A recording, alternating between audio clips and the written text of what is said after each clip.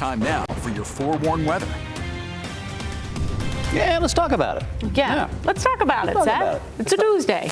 It's Tuesday. It's a beautiful Tuesday, if that. It is. We do have moisture that's going to start filling in tomorrow, though, from the south, and eventually we may get a little bit up here in the north as well. Okay. We'll break that down in just a moment, but first, take a look at how beautiful it was today. This time lapse from the Black Desert Resort so showing clear. Yeah, right. Not a single cloud in the sky and a beautiful sunset there with all the colors you could ask for, the oranges, the reds, the blues.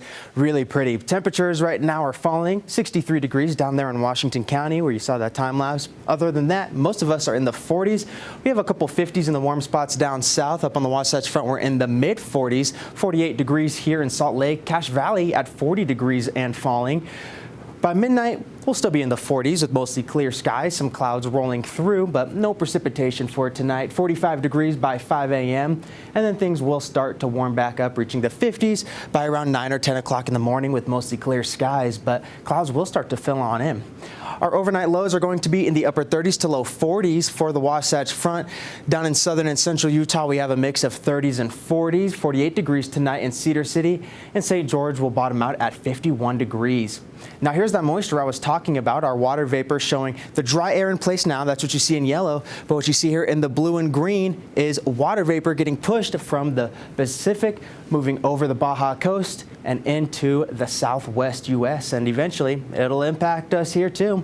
Tomorrow afternoon, the precipitation potential isn't very high in southwest Utah. You can barely make out the green there, but tomorrow night into Thursday morning, that changes. That moisture pushes further into the state. Southwest Utah gets quite a bit of precipitation, especially in the higher terrain. Cedar City will get a decent amount, and we'll get some towards St. George as well. And as you could tell here, we could get some as high as Provo, maybe even the south end of the Salt Lake Valley, so keep your eyes peeled. Futurecast shows what I'm talking about here. High pressure in place, which is why we're clear today. But as that lifts, we start to see the moisture move through. We could see a couple of showers as early as tomorrow morning. I think we do have to chip away at some dry air in the St. George area, so I'm not sure we'll be waking up to showers there. But with the heat of the day, it'll add a little bit more extra energy, and we'll start to see more showers down in southwest Utah, and it'll make its way up the West Desert, hugging the I-15 corridor, impacting places like Beaver, Delta, Milford, Richfield getting those showers. And you notice the model picking up on those showers all the way up in Provo, and again, maybe the Salt Lake Valley. If we do see showers, though, they'll be brief and they'll be pretty light.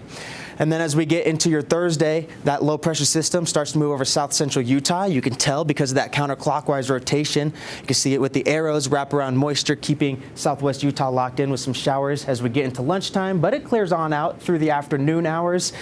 But it does stick around in eastern Utah through your Thursday before clearing out Thursday night.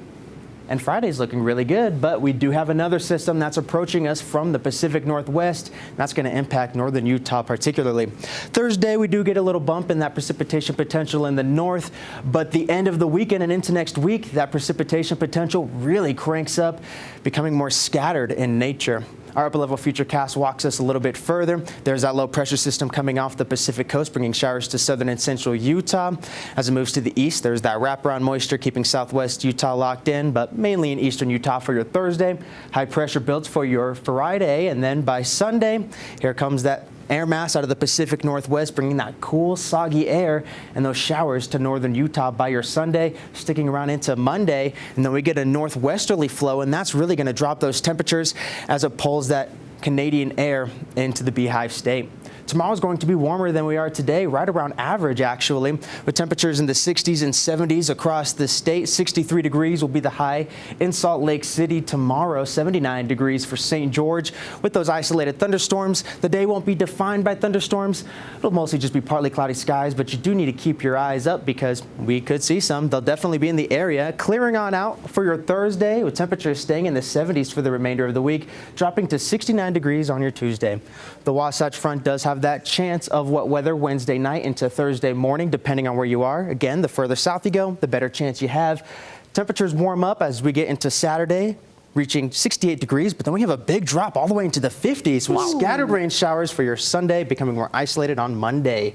Chilly temperatures, overnight lows in the 30s. You see that? Oh boy, yeah. Wow. We're going to feel that. Ski season's right around the corner. You're excited, Dana. We know. Hey, you want to talk about excitement?